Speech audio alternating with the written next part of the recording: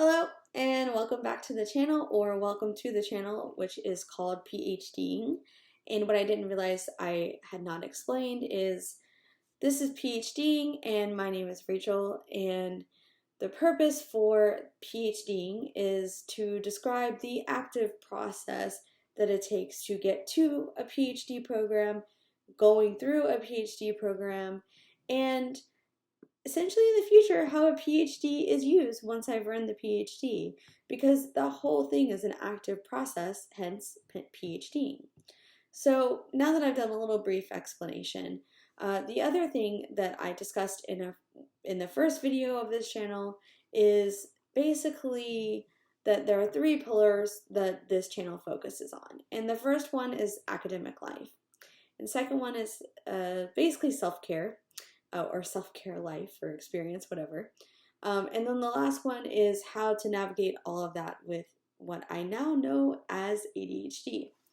And so in this video, the first video, the attempt is to take a crack at trying to explain one of the pillars in 5 minutes.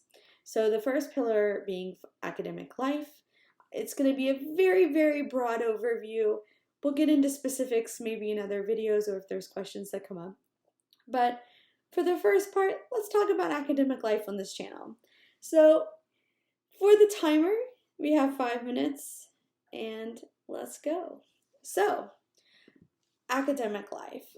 And basically what this is describing on this channel is the idea that I am a graduate student, more specifically a PhD student. And there's a lot of challenges or hurdles, as with maybe any other experiences of what people undergo in a program, that can be very demanding, and even that alone could be a channel in and of itself, because there's a lot of challenges, a lot of things you have to figure out, even just aside from the actual learning, it's, within the program.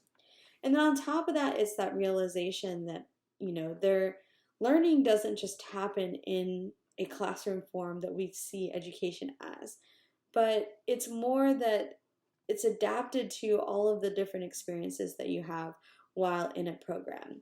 So what I mean by that is that you could be learning about something, a theory or a method or statistics or whatever, and that isn't just confined to a classroom.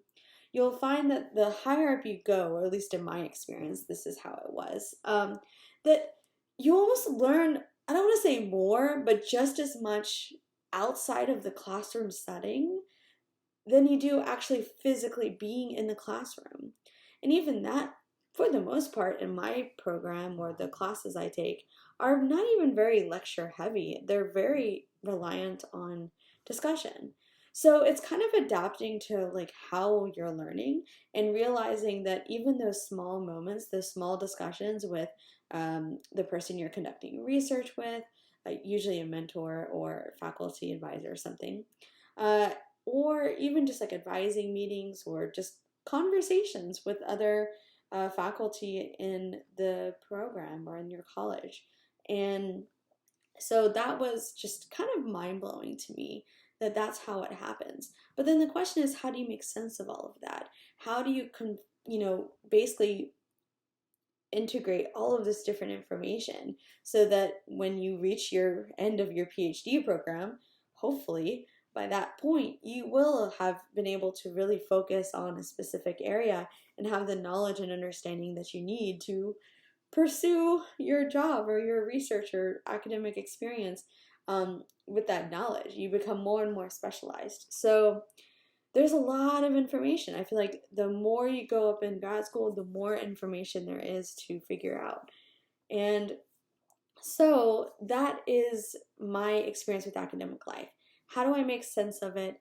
And how do I navigate that? What are the ins and outs? There's a lot of things that, you kind of think back and go, man, that would be so helpful to know when I had started my grad program. Or even now is, I'm so grateful that I have classmates within what we would call my cohort, our year, that we can just talk and we can pass on suggestions or tips or things that we do. For example, even something as simple as how do we organize articles in grad school for us, it's less about textbooks and more about articles.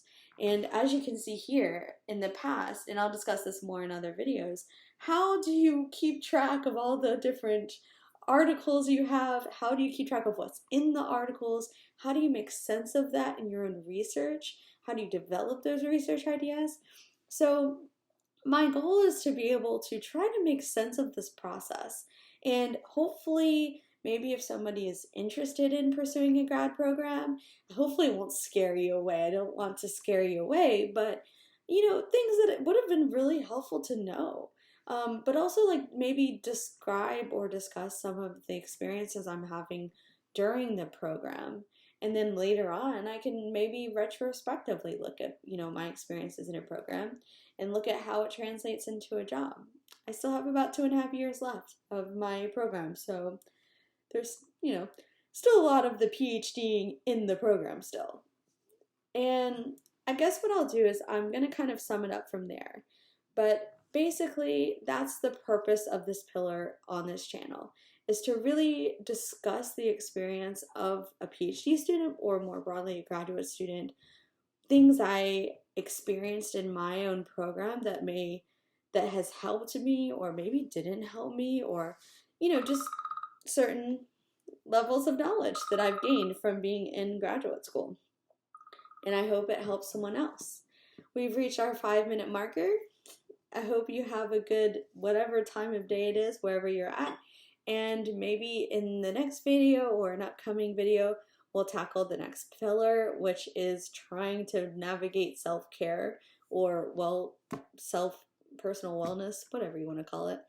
But until next time, see you later.